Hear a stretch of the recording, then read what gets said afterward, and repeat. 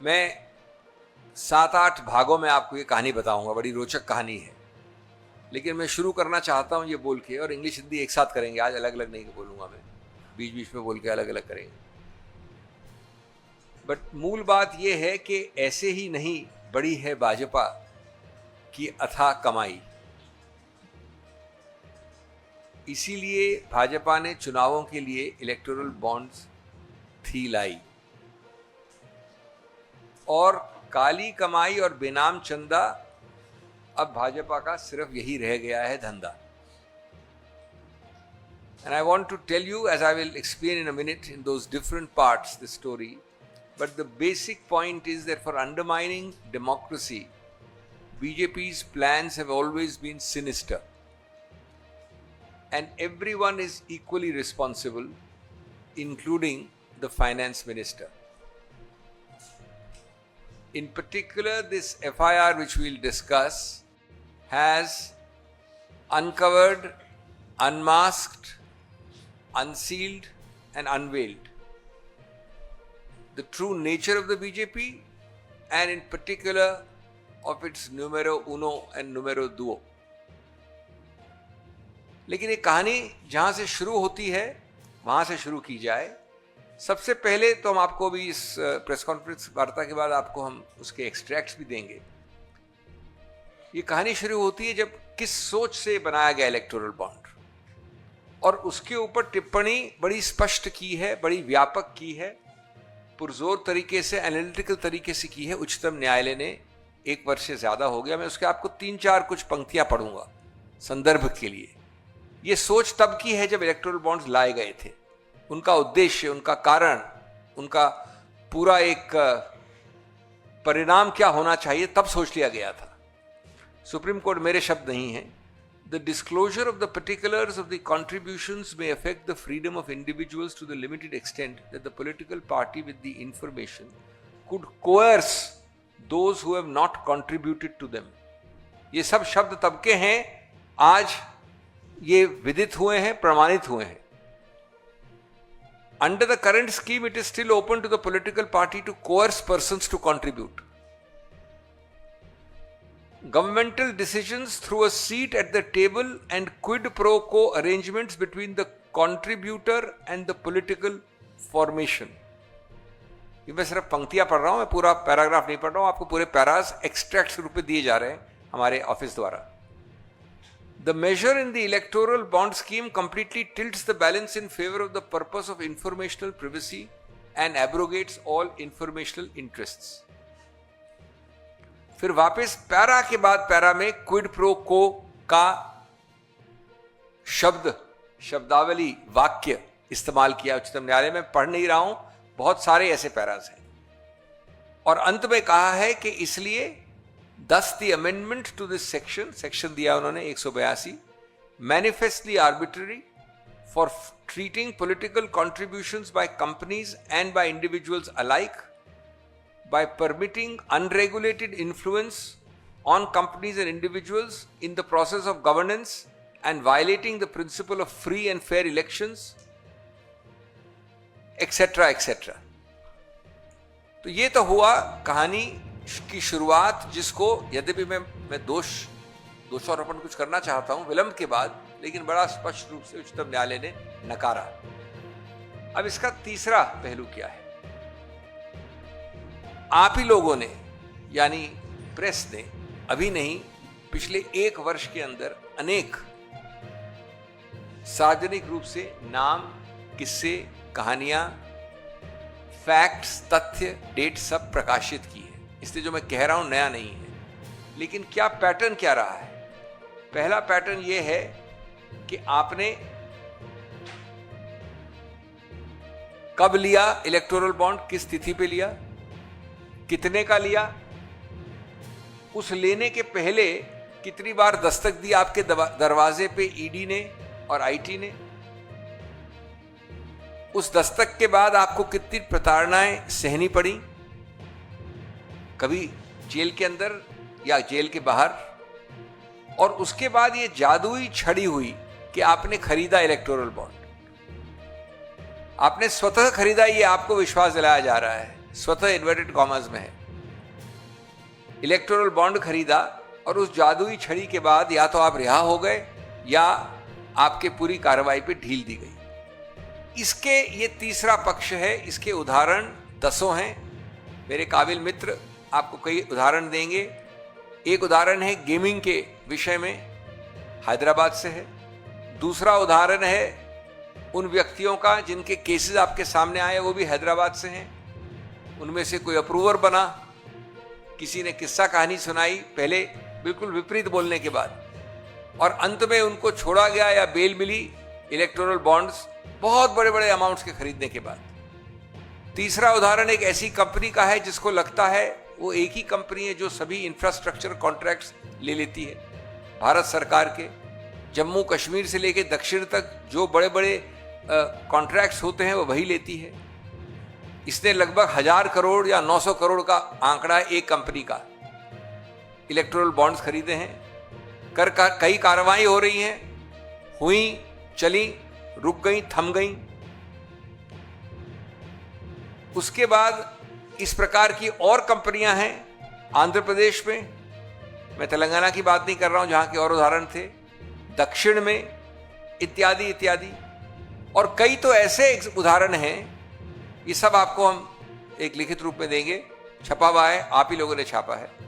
एक ऐसे ग्रुप की है जिसका पूरा का पूरा पेड अप कैपिटल, पूरा का पूरा पूंजी, पूरा का पूरा जो उसकी क्षमता है वो एक आंशिक रूप से 100 करोड़ की भी नहीं होगी। उन्होंने 500-500 करोड़ के इलेक्टोरल बॉन्ड्स खरीदे। ये इसका तीसरा पहलू है। उच्चतम न्यायालय का एक्सट्रैक्ट्स के बाद ये उसका तीसरा पहलू है। अब चौथा पहलू जो एफआईआर की बात है, ये याद रहे, इसके सबसे महत्वपूर्ण मुद्दा ये है कि ये एफआईआर ऐसा नहीं है कि मैं रास्ते चलते उठा के एफआईआर डायल कर दी, ये पुलिस अफसर बैठे इनको मैंने दे दी उठा के एफआईआर, और किसी प्रदेश में उस पुलिस अफसर ने वो एफआईआर शुरू कर दी। जी नहीं, एक प्रावधान होता है, मैं तकनीकी नहीं होना चाहता, उस प्रावधान के अंतर्गत एक फिल्टर होता है, एक जांच होती है प्राथमिक रूप से। उस जांच के आधार पर न्यायालय, न्यायाधीश किसी भी दर्जे का हो जिसके पास अधिकार क्षेत्र है, वो उसको सोच समझ के एक आदेश देता है कि इसमें प्रथम दृष्टीय रूप से एक दंडनीय चीज हुई है, एक ऑफेंस है, प्राथमिक रूप से ये प्रावधान है जो इसमें उठ सकते हैं, आप इसको देखकर तुरंत एफआईआर दायर कीजिए। और यही हुआ, यही प्रक्रिया हुई कर्नाटक में इस एफआईआर में। एफआईआर में क्या कहा गया है? एक्यूज्ड 1 वित्त मंत्री, accused 2 ED officials, accused 3 BJP officials, accused 4 Nalin Kumar Kateel and other constitutional office bearers. इसका भी आपको एक्सट्रैक्ट दे रहे हैं, ट्रांसलेशन दे रहे हैं इसका भी। Conspired and extorted more than 8,000 crores from the CEO and MD of MNC and TNC corporate companies in the name of electoral bonds. Accused A1 with the help of A2 has made thousands of crores of money in a secret way for the benefit of A3 at the national level and accused 4 at the Karnataka state level. A1, that is the Honorable Finance Minister, raided and seized several corporate companies by using accused A2 and seized CEOs and MDs of the corporate companies.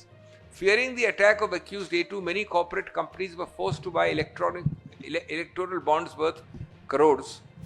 उसके बाद नाम दिए हैं, आंकड़े दिए हैं, 230 करोड़ एक case में और कई करोड़, सब लिखा है एफआईआर में। और अंत में लिखा है कि इन प्रावधानों के अंतर्गत, इन आईपीसी और आजकल जो नई संहिता है उसके अंतर्गत ये आरोप बनता है। और कुल आंकड़ा है 8000 करोड़ का। मैं ये कहना चाहता हूं कि इसमें खैर सब उच्चतम लोगों के नाम भी हैं, भारतीय जनता पार्टी के संबंधित लोग हैं, लेकिन ये सर्वविदित है कि वित्त मंत्री का ना अधिकार क्षेत्र है, न हिम्मत है, न पूरा वो अकेली कर सकती हैं। इसका आदेश, इसकी संरचना, इसका कार्यान्वित करना सब कुछ सिर्फ एक जगह से होता है। हम जानते हैं नंबर 1 कौन है, नंबर 2 कौन है, हम जानते हैं कि कैसे हुआ, क्यों हुआ, किसके आदेश पे हुआ, किसके निरीक्षण परीक्षण में हुआ। ये ध्यान रखना बहुत आवश्यक है। अब इसका मैं 5वां प्रकरण आपको बताना चाहता हूं कि जब इलेक्टोरल बॉन्ड्स बने तो आरबीआई के गवर्नर के स्तर के एक व्यक्ति ने क्या कहा। जब ये बना रहे थे, प्रस्तावना थी, संरचना थी, जब ये कार्यान्वयन नहीं हुआ था, सबसे ज्यादा एक माना जाता है स्टैच्यूट के अंदर बना है, कानून के अंदर एक अलग संस्था है, उसके सिटिंग गवर्नर ने, और उनका क्या हश्र हुआ हम जानते हैं। उसके बाद ये लिखा था, ये है 14 सितंबर 2017 को, और इसके बाद 2 चिट्ठियां और हैं जिसके बाद उनको इस्तीफा देने में विवश किया गया। We are concerned that the issue of electoral bonds has the possibility of misuse, more particularly through the use of shell companies. Great reputational risk, मैं पूरा नहीं पढ़ रहा हूं, provides anonymity.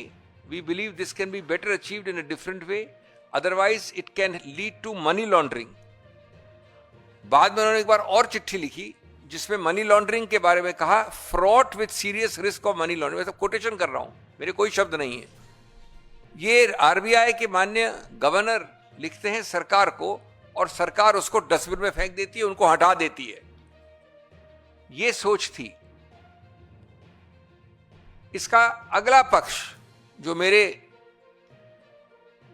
वरिष्ठ मित्र से सीधा संबंध रखता है और जिसमें मेरा प्रिविलेज है, कानूनी रूप से मैं पेश हो रहा हूं, इस सब को दायर पार करने के लिए आपने एक फिक्शन और किया। आप जानते थे कि असंवैधानिक है, आप जानते थे कि जो लोग खड़े हो सकते हैं, बोल सकते हैं, वो इसका विरोध करेंगे, आप जानते थे कि आप इसको राज्यसभा में पारित नहीं कर सकते हैं, तो आपने इसमें एक टैग लगा दिया मनी बिल का। आज तक वो मामला पेंडिंग है, निलंबित है, इनके नाम से केस है, बल्कि जनाब रमेश बनाम सो एंड सो। और मेरा पूरा मानना है कानूनी रूप से, संवैधानिक रूप से, कि किसी रूप से दूर दूर तक ये मनी बिल नहीं बनता। इसका एक विकृत रूप से फ्रॉड करके इसको मनी बिल बोला गया, लेकिन वो उच्चतम न्यायालय निर्णित करेगा। इससे सबसे बड़ा महत्वपूर्ण मुद्दा क्या उठता है, मैं अभी जल्दी ही संक्षिप्त में खत्म करने वाला हूं। एक व्यापक सबसे बड़ा मुद्दा क्या है? मुद्दा है लेवल प्लेइंग फील्ड। आपको मालूम है समतल जमीन एक निष्पक्ष और स्वतंत्र चुनाव के लिए अति आवश्यक है, और निष्पक्ष और स्वतंत्र चुनाव लोकतंत्र के लिए, गणतंत्र के लिए अति आवश्यक है। और गणतंत्र और लोकतंत्र और निष्पक्ष चुनाव और समतल जमीन इसी कारण से बेसिक स्ट्रक्चर, संविधान के मूल ढांचे का एक अभिन्न अंग बन जाते हैं। तो ये उस मूल ढांचे की नींव पर प्रहार करता है। और इस बात को एक प्रकार से 2015 की लॉ कमीशन रिपोर्ट ने पूर्वानुमान कर दिया था, यद्यपि उस वक्त इलेक्टोरल बॉन्ड्स नहीं आए थे। उन्होंने पूरी लॉ कमीशन की रिपोर्ट लिखी है, 255वीं रिपोर्ट, कि आप किसी भी, मैं पढ़ नहीं रहा हूं उसको, कोटेशन को नहीं पढ़ रहा हूं, लेकिन मैं आपको संक्षिप्त बता रहा हूं उसको, मेरे पास सामने कोटेशन है। किसी रूप से येन केन प्रकारेण, तौर तरीके बदलकर, चालाकी से, जहां आप रुपया ले आते हैं, तो रुपया, it is undeniable that financial superiority translates into electoral advantage, and therefore richer candidates and richer parties have a greater chance of winning elections and so on। ये सीधा हमारे गणतांत्रिक लोकतांत्रिक सिस्टम के ऊपर एक जबरदस्त प्रहार है। तो इसलिए दोस्तों, मैं अपनी बात को अंत करना चाहता हूं ये कहकर कि इलेक्टोरल बॉन्ड्स स्कीम EBS और कुछ नहीं है, सिर्फ एक्सटॉर्शनिस्ट बीजेपी स्कीम EBS, सिर्फ वही है। ये है एक नया वर्जन, एक नया जुमला उस पुराने जुमले के ऊपर। खाऊंगा भी, चुराऊंगा भी, और वसूली के लिए सताऊंगा भी। ये सिर्फ वित्त मंत्री की बात नहीं, जिनको तो तुरंत इस्तीफा देना ही चाहिए। मुझे वैसे दुर्भाग्यपूर्ण रूप से इसका कोई संदेह नहीं है कि वो नहीं देंगी, लेकिन हम पार्टी की हैसियत से, देश की तरफ से पूरे पुरजोर तरीके से उनका इस्तीफा तो मांगते ही हैं। लेकिन क्या इस देश में हम लोग घास खाते हैं कि हमको पता नहीं है कि इसकी जिम्मेदारी कहाँ रुकती है? इसकी शुरुआत हुई जिम्मेदारी वहीं से, उसी घर से, जहां इस देश के सब नंबर 1 रहते हैं, और इसका अंत भी, डायरेक्शन भी, इसकी कार्यान्वित करना भी, इसका नियंत्रण भी सिर्फ वहीं से होता है। मैं अंत करूंगा बात दोहराकर माननीय राहुल गांधी जी की, जिन्होंने एक एंटायर करप्शन साइंस की बात की थी इस विषय में, और कहा था कि उन्होंने हमको एक टेक्नोलॉजी सिखाई है बीजेपी ने, एक पूरी साइंस बना दी है कि छापा डालकर चंदे की वसूली कैसे होती है। ये उनके शब्द हैं, काफी निकट अभी हाल में कहे गए हैं। चंदा लेकर ठेका कैसे बांटा जाता है, भ्रष्टाचारियों को धुलने वाली वॉशिंग मशीन कैसे काम करती है, एजेंसियों की वसूली एजेंट बनाकर बेल और जेल को खोल कैसे सकते हैं, इत्यादि इत्यादि। तो ये आपने एक बहुत जबरदस्त षड्यंत्र, कॉन्स्पिरेसी देखी है। अंत में दोस्तों मैं ये कहना चाहूंगा कि ये एक न्यायिक शुरुआत है। ये न्यायपालिका और न्यायाधीश द्वारा माइंड अप्लाई कर कर एक शुरुआत, इनिशिएशन है। हम आशा और विश्वास करते हैं कि न्यायिक प्रक्रिया द्वारा जो लोग इस महान षड्यंत्र में, जिसमें सिर्फ एक एफआईआर में 8,000 करोड़ का आंकड़ा है, उनको समन किया जाएगा। अगला स्टेप होता है समन। उनके स्टेटमेंट्स रिकॉर्ड किए जाएंगे और उनके आधार पर उनको गिरफ्तार किया जाएगा। ये फौजदारी कानून का एक ऐसी प्रक्रिया है जो इनके लिए भी बराबर है, हमारे लिए भी बराबर है। यद्यपि पिछले 10-12 सालों में इसका द्वेषपूर्ण इस्तेमाल सिर्फ एक तबके के लिए किया गया है, राजनीतिक प्रतिद्वंदियों के विरुद्ध। लेकिन आज अगर ये केस बनता है सीधा समन्स का, इंटेरोगेशन का, गिरफ्तारी का, तो इससे बेहतर केस कोई हो नहीं सकता। लेकिन मैं समझता हूं कि उससे पहले आंख की शर्म आती है, और आंख की शर्म कम से कम न्यूनतम रूप से ये इस्तीफा तुरंत मांगती है। धन्यवाद। शुक्रिया सिंघवी जी। मैं कुछ बातें कहूँगा पृष्ठभूमि को लेकर। आपको याद होगा 15 फरवरी 2024 को सुप्रीम कोर्ट ने अपना फैसला सुनाया था कि इलेक्ट्रल बॉन्ड स्कीम गैर संवैधानिक है, ये संविधान के खिलाफ है, उसको अनकॉन्स्टिट्यूशनल घोषित किया सुप्रीम कोर्ट ने। इसके बाद 21 मार्च 2024 को सुप्रीम कोर्ट के दबाव के कारण एसबीआई ने, स्टेट बैंक ऑफ इंडिया ने सारी जानकारी पब्लिक में डाल दी। किसने इलेक्ट्रल बॉन्ड खरीदा है, कब खरीदा है, और किन किन पार्टियों को फायदा पहुंचा है। ये 21 मार्च 2024 को ये जानकारी प्रकाशित हुई। उसी 2 दिन बाद यानी कि 31 मार्च 2024 को हमारी पार्टी ने उस जानकारी को लेकर पाइथन कोड, आपको याद होगा, पाइथन कोड के इस्तेमाल करके हम लोगों ने 4 रास्ते ढूंढ निकाले जिससे ये षड्यंत्र रचा गया।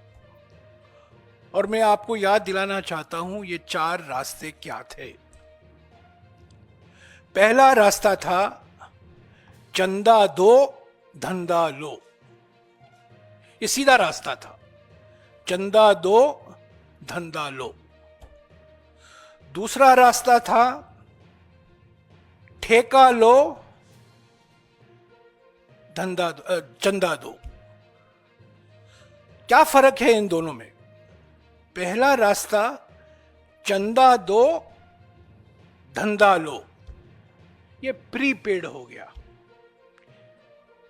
दूसरा रास्ता जो था ठेका लो चंदा दो या रिश्वत दो, उसको कह सकते हैं रिश्वत दो, ये पोस्ट पेड हो गया। तो पहला रास्ता प्रीपेड था रास्ता, दूसरा रास्ता पोस्ट पेड रास्ता था। अब देखिए तीसरा रास्ता क्या था जो इस एफआईआर के संदर्भ में अहम महत्व रखता है, और यह तीसरा रास्ता था हफ्ता वसूली। और ये हफ्ता वसूली का दूसरा नाम पोस्ट रेड, पोस्ट पेड नहीं, पोस्ट रेड। ऐसे कई कंपनियां थी जिन पर रेड हुआ, उन्होंने इलेक्ट्रल बॉन्ड खरीदा और वो छूट गए, ईडी के जाल से छूट गए। तो ईडी का इस्तेमाल, भारी इस्तेमाल हुआ इस तीसरे रास्ते में, यानी कि हफ्ता वसूली रास्ते में, पोस्ट रेड रास्ते में। और चौथा रास्ता था फर्जी कंपनी। आज भी नहीं पता चल पाया है इन फर्जी कंपनियों का असली मालिक कौन है। हम अनुमान लगा सकते हैं क्योंकि हमारे देश में शेल कंपनियों के कई उस्ताद हैं, तो हो सकता है, वास्तविक है कि ये शेल कंपनी भी उन्हीं के होंगे। तो ये चार रास्ते कुल मिलाकर बीजेपी को 5.5 साल में 6,000 करोड़ रुपए से भी ज्यादा चंदा वो इकट्ठा कर पाए। चंदा दो, धंधा लो, प्रीपेड, ठेका लो, रिश्वत दो, पोस्टपेड, हफ्ता वसूली, पोस्ट रेड, और चौथा फर्जी कंपनी। तो ये है बैकग्राउंड, ये है पृष्ठभूमि इस एफआईआर का। 4 महीने से हम मांग कर रहे हैं कि एक एसआईटी होना चाहिए सुप्रीम कोर्ट में, ताकि पूरा खुलासा हो, किन्होंने फायदा उठाया है इलेक्ट्रल बॉन्ड का, क्यों इलेक्ट्रल बॉन्ड उन्होंने खरीदा, उन पर क्या धमकियां दी गई थी, ईडी, इनकम टैक्स और सीबीआई का कैसा दुरुइस्तेमाल हुआ, दुरुपयोग हुआ, ताकि कंपनियों को मजबूरी वो इलेक्ट्रल बॉन्ड उनको खरीदना ही पड़ा। हमने ये मांग करते आए हैं। हमने कई बार जेपीसी की भी मांग की है इस मामले को लेकर, पर परसों दिन एक बेंगलुरु के एक विशेष कोर्ट के आदेश अनुसार एक एफआईआर दर्ज हुआ है, और अभी अभी सिंघवी जी ने आपको बताया है अगले कदम क्या होंगे। समन्स होगा, स्टेटमेंट रिकॉर्ड किया जाएगा, पर यह बात जो उन्होंने कही है मैं उसको फिर से दोहराऊंगा। इस एफआईआर में हमारे कहने से नहीं, कोर्ट के कहने से, ये जो नाम एफआईआर में शामिल किए गए हैं ये कोर्ट के वजह से, कोर्ट ने कहा है, आदेश दिया है, विशेष अदालत ने आदेश दिया है। एक्यूज नंबर 1 सर्वोपरि देश के हमारे वित्त मंत्री हैं, उनको फौरन इस्तीफा देना चाहिए, नैतिक रूप से, न्यायिक रूप से और राजनीतिक रूप से। वो दोषी हैं। ईडी, इनकम टैक्स, ये 2 संस्थाएं सीधे वित्त मंत्रालय से जुड़े हुए हैं, और एसबीआई भी वित्त मंत्रालय के जुरिस्डिक्शन में आता है। तो एक्यूज नंबर 1 जो हमारे यूनियन वित्त मंत्री हैं, भारत के वित्त मंत्री हैं, उनको फौरन इस्तीफा देना चाहिए। ऐसे तो जो कार्रवाई होनी है न्यायिक रूप से, अभी अभी जो सिंघवी साहब ने कहा है वो किया जाएगा, वो चलता रहेगा। पर आज हमारी मांग है इस एफआईआर को मद्देनजर रखते हुए वित्त मंत्री का इस्तीफा अनिवार्य है। शुक्रिया। अगर आपके कुछ सवाल हैं अभी आप पूछ सकते हैं। हाँ जी। Which person has said that the Congress or any congressman had the power, even much less the actual action, of going and telling him कि please buy this bond, otherwise I will harass you, otherwise I will do this, that. Where is the allegation? The allegation is only because the so-called ruling elements in ruling parties in ruling seats had the power. That's how the allegation starts.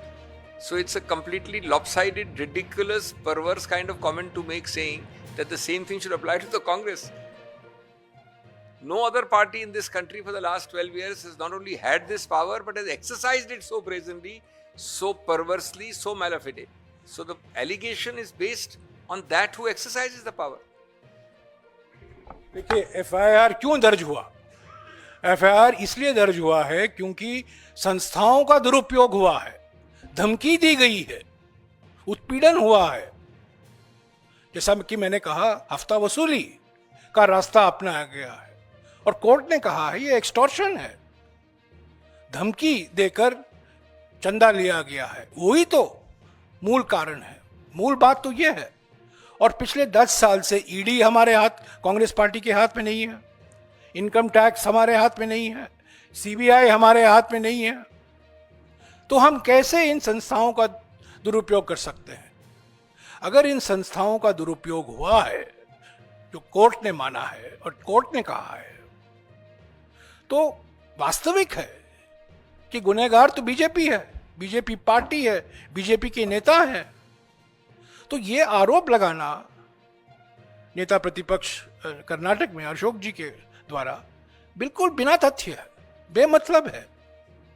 और ये FIR इसलिए दर्ज किया गया है क्योंकि विशेष अदालत ने कहा ये एफआईआर दर्ज करो, ये आदेश दिया गया और उस आदेश अनुसार ये एफआईआर दर्ज हुआ है। कांग्रेस पार्टी, मैं फिर से स्पष्ट कर देना चाहता हूं, कांग्रेस पार्टी का इस एफआईआर से कुछ लेना देना नहीं है। सिर्फ कोर्ट ने आदेश दिया, एफआईआर दर्ज हुआ, हम इसके पीछे नहीं हैं। जो व्यक्ति विशेष अदालत गए थे वो कांग्रेस कार्यकर्ता नहीं है, कांग्रेस का उनके साथ कोई संबंध नहीं है। पर यह बात सही है कि 4 महीने पहले मैंने खुद ये 4 रास्ते ढूंढ निकाले थे पाइथन कोड के द्वारा और ये जनता के सामने हमने रखा था। सभी पार्टियों को इलेक्टोरल बॉन्ड मिला है, पर बीजेपी एकमात्र पॉलिटिकल पार्टी है जिसने ईडी, इनकम टैक्स और सीबीआई का दुरुपयोग करके चंदा इकट्ठा किया है। वो हफ्ता वसूली का रास्ता सिर्फ बीजेपी ही ने अपनाया है और कोई पार्टी अपनाने की स्थिति में नहीं थी, क्योंकि इन संस्थाओं का कंट्रोल इनके हाथ में है और खास तौर से वित्त मंत्री के हाथ में है। Point number 1, all the agencies, all the official organs know very well how to proceed because they have been in fact proceeding against a large number of political opponents for the 11 years prior. That's point number 1. So they don't have to be told how to proceed. 2, it is however very clear that this kind of bias and pakshapat will happen because these agencies have been controlled completely and subordinated to the will of the number 1 and number 2 and the powers that be. Number 3, therefore we would certainly demand a completely objective probe under the court control, but more importantly, ultimately supervised either by the Supreme Court or by an SIT of the Supreme Court. The JPC will come separately and later. In fact, sometimes the JPC gets into a political debate and it gets diffused. We are now talking law first. The first need of the hour is for the legal process started by this court order to take its course and to be supervised by the courts, both the High Court and ultimately the Supreme Court, to prevent any interference or distortion or subordination. Let me remind you that we had demanded an SIT of the Supreme Court on the 23rd of March 2024. From March 23rd, we have been demanding an SIT of the Supreme Court. And as Dr. Singhvi has mentioned, that remains our demand. JPC is a separate demand. But as far as the electoral bond Mahagotala is concerned, particularly as it relates to the misuse of the ED, income tax and CBI to threaten companies and take donations from them for the party, our demand has been consistent that there should be a Supreme Court monitored inquiry through an SIT. regarding the FIR. What would be the cases ahead? What would be the roadmap? No, I have already said that the normal roadmap of criminal law is first, sufficient facts, application of mind. Second, on that FIR registration, these two things have been done. 3, summoning the accused. 4, interrogating. And 5th, on the basis of clear material which is available in the public record, including from the prior Supreme Court judgment, I would say arrest. But above this, in the middle of all this, it must be preceded by some small sliver, some small little piece of moral integrity and moral responsibility, which should be resignation. It's a very small thing. It's a very small thing. It's an FIR which has been done. And then ultimately, because of the need to have objectivity, because of the way in which every institution has been suborned by this government at the central level and wherever they are in power in the states, the need for the Supreme Court to have an absolutely independent body in the nature of an SIT to monitor it. There are the 6-7 things altogether. Well, the bulk of the operation of the electoral bonds has been certainly during her tenure, but I would not certainly limit it in any manner. There is no question of limiting facts. When a criminal investigation is warranted under a court order, the criminal investigation has to go back to the root. It is not limited, forget period, it is not limited to incumbents. Its limit can only be the start, the source, the creation and onwards. There is no limitation here in terms of even the Supreme Court order which said, okay, now we are giving a judgment disclosed from so and so date. This is a criminal investigation. It can and should go back to the source and everybody is covered. Just as a matter of fact, 5 out of the 6 years the electoral bond scheme operated, the present finance minister was the finance minister. Just as a matter of 5 years out of 6 years. In any case, finance minister is a continuing entity. The office of the finance minister is a continuing entity. And the control over the ED, the control over the income tax, the control over SBI in some ways is all the responsibility of the finance minister of the day.